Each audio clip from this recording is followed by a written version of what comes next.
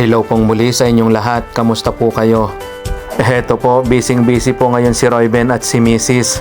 Kami po ay pupunta sa airport. Sapagkat ngayon po ay meron kaming isa sa pinakamahalagang tao sa buhay ko na susunduin. At after po naming makapag-prepare ay heto nga po at on the way na kami. Excited na rin po si Royben, pati na rin po si Rain at syempre lalo na rin po kami ni Tin. Malapit lamang po itong airport sa amin. Kaya naman po, after ng isang saglit, heto po at nandito na po kami sa arrival. Mas lalo po kaming na-excite nung nandito na kami at naghihintay sa kanyang paglabas. At eto po yung prepare ni Tin and Royben kanina.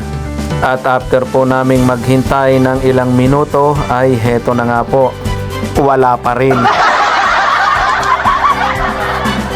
Joke lang po yan. Eto na, tunay na at lalabas na po siya.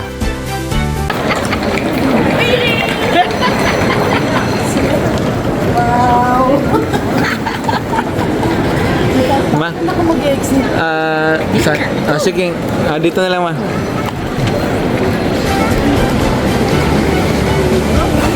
Ayun nga po at syempre, tuwang-tuwa na po kami dahil nakarating naman po ng maayos ang aking mama. Hello? Kamusta ang... Hello!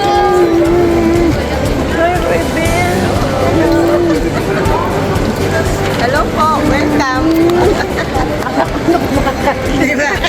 Ayun, at syempre, papunta na po kami ngayon sa parkingan.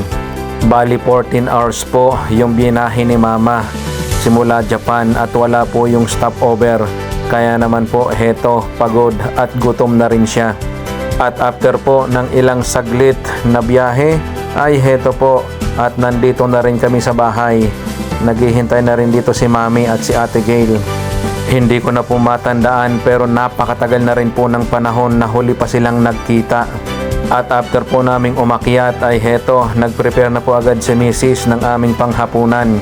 At after po makapag-prepare ay heto, nag-umpisa na rin po kaming kumain. Meron po kami dyang barbecue, sinigang na salmon belly na maraming gulay at pritong tuyong pusit. Dumating din nga pala dito sina Kuya Loy, kasama po ang mga bata at para na rin po makita sila ni Mama. After po ng kainan at kwentuhan ay heto, hinalungkat na po namin ang mga daladala ni Mama. Ito po ay first day pa lang ni Mama dito sa Vienna. Abangan nyo pa po ang aming mga sunod na video. God bless po sa ating lahat.